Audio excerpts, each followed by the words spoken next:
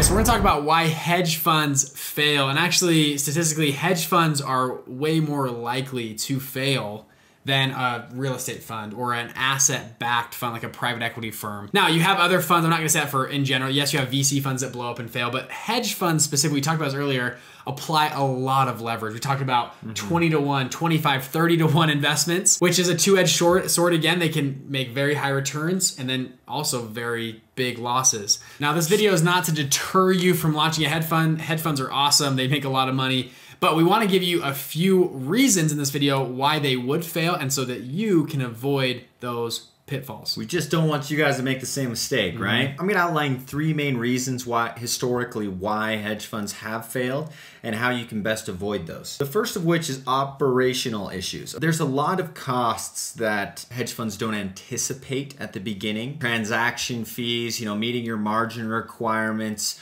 paying for the admin, maybe you don't raise as much money as you think. So hedge fund managers have typically recommended that you have at least 2 years of runway before starting, okay? And just to cover your expenses. Think about it. If you were to go buy a real estate property right now, you could go do that for 0% down and have 0 in the bank to save for things that go wrong. But things are bound to go wrong, right? Like, you should always have a hedge, to avoid worst case scenario. Most real estate guys will have a miscellaneous account or a crap account, whatever you want to call it, where they just know there's going to be X amount of cost that for some unforeseen problem in the future. That's what you're mentioning here is 2 years of runway for those unforeseen problems. So I'm actually going to recommend a book here, Anti-Fragile by Nassim Nicholas Taleb. I think it's one of the best books you can ever read on understanding risk, because you really can't understand risk to its fullest, okay? There's always an external outlier that's unanticipated that could happen to wreck your success, really. Okay, so number 1, we had operational issues. You recommend 2 years of runway, Anti-Fragile, good book. Yep. What's next? The second reason,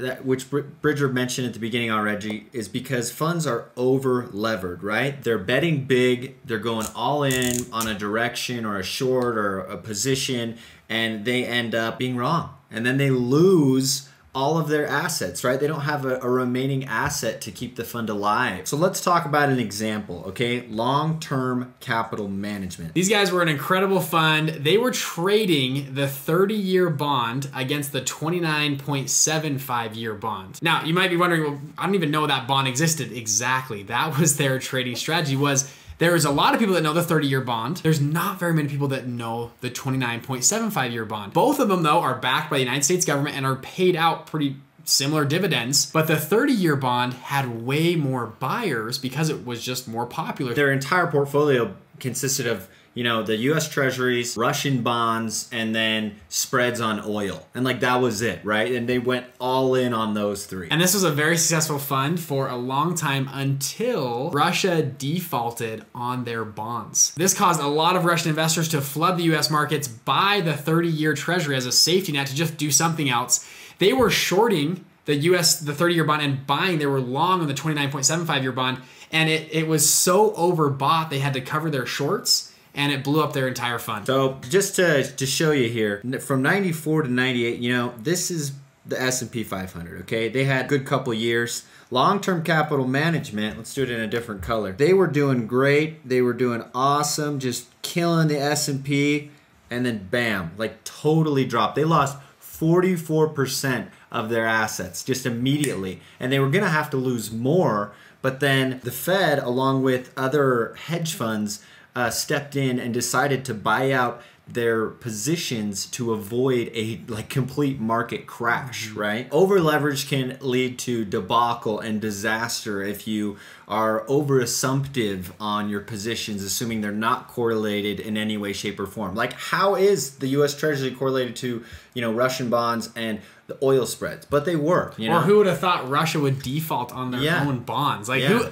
would have thought that? And they talking earlier about anti-fragile. I mean, that's hard to predict for, right? Yeah, it had never happened before, and then it did. Now, that being said, though, you see this big run and what happened, the crash. However, though, look at this run. These guys made hundreds of millions of dollars on this run. Yeah, it crashed. Yeah, their investors lost money, but they made a lot of money in the meantime. Yeah, I mean, you can look back and be like, oh man, these guys are dumb. This fund was started by 2 PhDs and Nobel Peace Prize winners, okay? These are very intelligent individuals that ran this fund, and they still made a ton of money, but they made a wrong bet. George Soros was on the verge of bankruptcy. He was so overexposed in so many of his bets. Same with Paul Tudor Jones. Same with so many hedge fund managers. If the coin would have landed on tails instead of heads, then they would have been out of business. So I think it's wrong to look back with them like judging, saying, oh, wow, you know, you should have known better. But you just can't predict the unpredictable. Another great book that walks through a lot of these stories you mentioned is More Money Than God. Incredible book, and that walks through the stories of hedge fund managers throughout the last 4 decades. Yeah. Pretty well written book. It's got incredible stories. I don't know how they got all those insights. I don't know. I read it twice and I've learned a ton from it. Very interesting book. If you're interested in hedge funds, great book recommendation that we're dropping in here as well. One last point that I want to talk about on historically why hedge funds have failed, and that is because of, I'm just going to put, if you guys are Hamilton fans here, you got one shot, all right?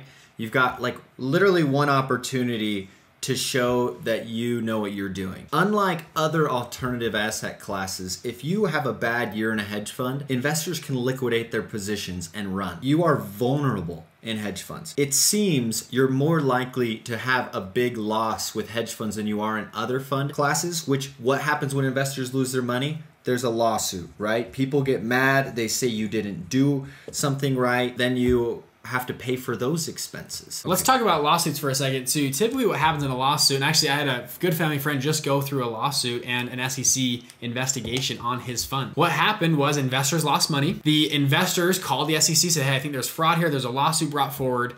The SEC comes and does an investigation. Guess what they look at first? Your LPA and PPM, those 2 governing documents that were designed to protect you in a case of a lawsuit. Thankfully, his documents were written very well. He did not go outside of their documents. Their documents said to invest in X. He invested in X. He followed exactly what the documents said. And the SEC, after about a 2-month investigation, looked at it and said, well, he didn't do anything wrong. The only complaint we have is just negligence. Essentially just saying, well, he was an idiot, right? We invested in wrong things, and sorry, investors, you lost money. And investors were mad. Obviously, it hurt his reputation, but there was no really legal course against himself, and the SEC said it was free and clear. I don't know if you're aware that there is a whistleblower clause in the SEC that if somebody, an investor, or maybe you're part of a fund, and you see something where investors are being maybe a little shady or they're not following their offering documents, then they can report these findings to the SEC and get paid big, right? The SEC has paid out